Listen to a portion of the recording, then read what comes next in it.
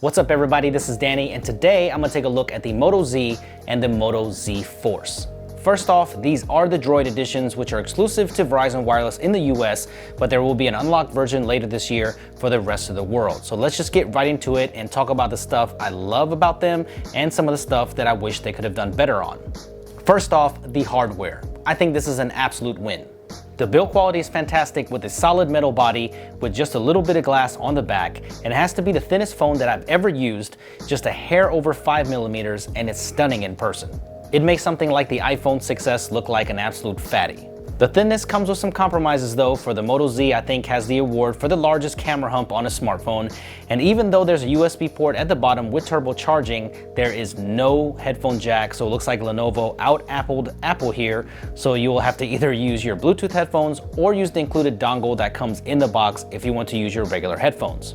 I personally think that the Moto Z feels maybe too thin in the hand, if that's possible, and it's not the most comfortable to hold, and if you're using the phone naked, the glass and metal really becomes a fingerprint magnet, so a skin or a case is a must.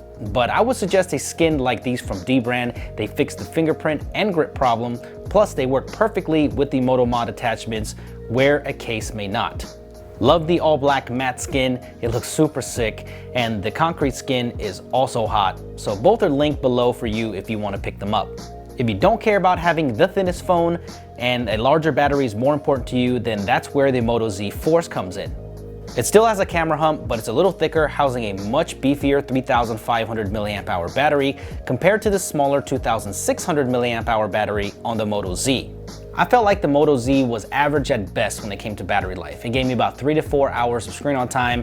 I was struggling to get through the day, but the Moto Z Force, you can definitely get through an entire day doing much better with 5 to 6 hours of on-screen time. Even though I love the thin profile of the Moto Z, if I had to choose one of these, I would buy the Moto Z Force. It also has a higher resolution 21 megapixel camera versus the 16 megapixel on the Z, and the second generation Shatter Shield display, where if you drop the phone, the display will not break, where the Moto Z has the standard Gorilla Glass 4. So definitely some breakage there if you drop it. The buttons are also a little bigger on the Moto Z Force, making it a little easier to feel for them, where the smaller buttons on the Z make it less comfortable. I personally found the placement to be odd, where on a phone of this size, I expected the power button to be a little lower on the device, so naturally my hand gravitated towards the power button as the volume down button. You get used to it though, it's not a deal breaker. Up top, you get a 5 megapixel front-facing camera with the flash, which is not so common on smartphones these days, and the earpiece here doubles as the front-facing single speaker, which is in the right direction, and I prefer it over a rear-facing speaker, but the sound is just average and definitely could be louder. I really miss the dual front-facing speakers from the Moto X. The display is a manageable 5.5-inch Quad HD AMOLED panel, which equals to super inky blacks, vibrant colors, and it looks stunning. It's got good viewing angles, it looks sharp, it's a nice display. Now this mixed with the Jbl speaker add-on, which we'll talk about later, makes an amazing multimedia experience.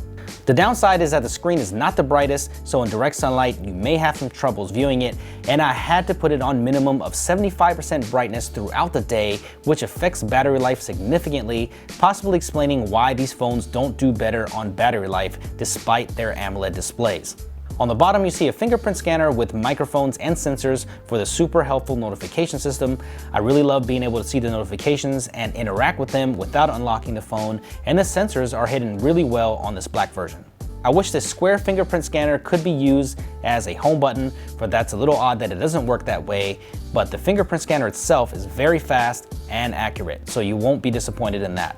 Specs wise, it's exactly what you'd expect out of a flagship device. Powerful Snapdragon 820 SoC, 4GB of RAM, Adreno 530 GPU, and up to 64GB of onboard storage with a micro SD card slot, which is nice. The performance is snappy and fluid on it, everyday tasks are mostly stutter-free, and the user experience is overall great. The gaming is on point, but I did notice that it gets pretty hot on the back of the phone towards the bottom when you're gaming heavily, and I did notice some effect on frame rates while playing for an extended period of time.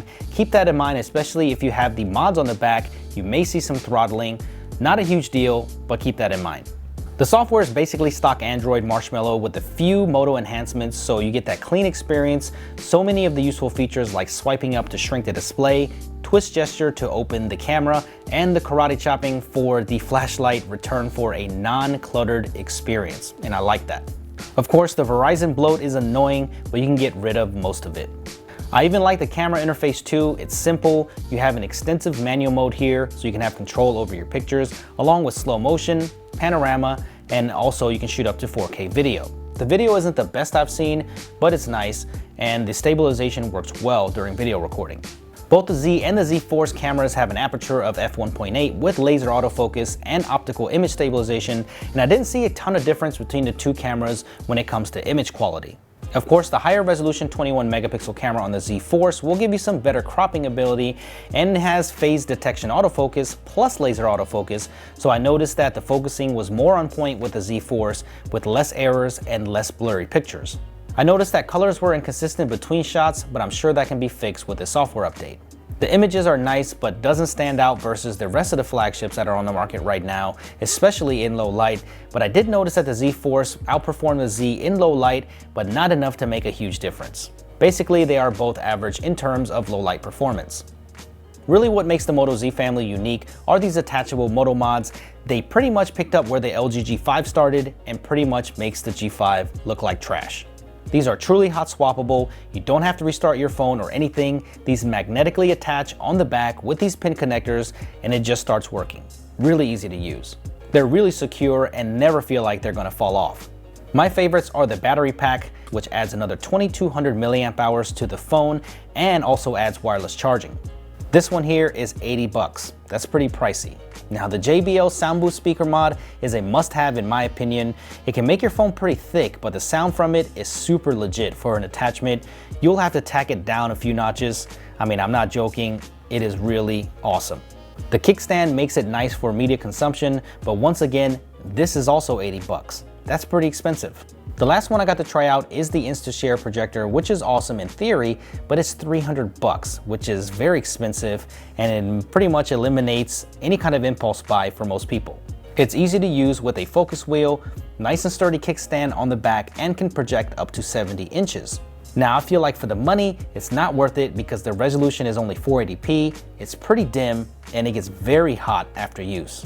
The concept of it though is mind-blowing, and I feel that these Moto mods are paving the future for consumer modular smartphones. The execution is damn near perfect. This is what modularity is supposed to be.